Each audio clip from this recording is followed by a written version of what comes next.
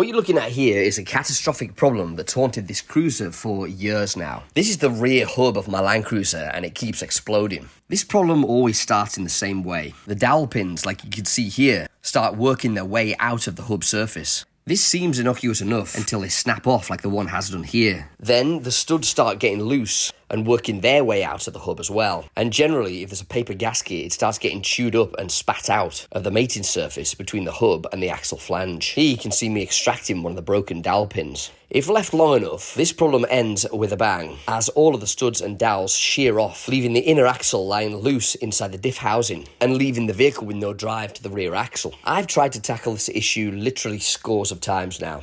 I've rebuilt it to spec a ton of times, changed both of the hubs themselves, and even had it professionally rebuilt by a couple of different mechanics, all to no avail. The weirdest thing about this problem is that it seems to migrate from left to right on the axle. Sometimes it's the left-hand side that's afflicted, other times it's the right-hand side, but they're never both affected at the same time. I can only speculate as to why this is, but it definitely muddies the water in trying to diagnose the issue. And so, before I just accept that I'm going to have to spend thousands on a brand new rear axle, I'm going to try one last fix. I read somewhere that you could effectively build in some tolerance to this old assembly by uprating the size or thickness of the studs and dowels. And so that's what I've done. I removed both of the axles and the hubs and took them to a machine shop. The original studs and dowels on these old axles are 7mm, and so I hunted down some 10mm studs and dowels in grade 10 super high tensile steel. I had the shop bore the hubs out to accept these heavily beefed up studs and dowels, and I've reassembled the entire axle in advance of going on my expedition, and in the hopes that maybe I could cure this problem once and for all. I'm aware that if this one doesn't work, I'm going to be having to source a new axle for this Land Cruiser, which here in Europe is prohibitively expensive. So, what do you think? Is it going to work or is it not? Let me know in the comments below.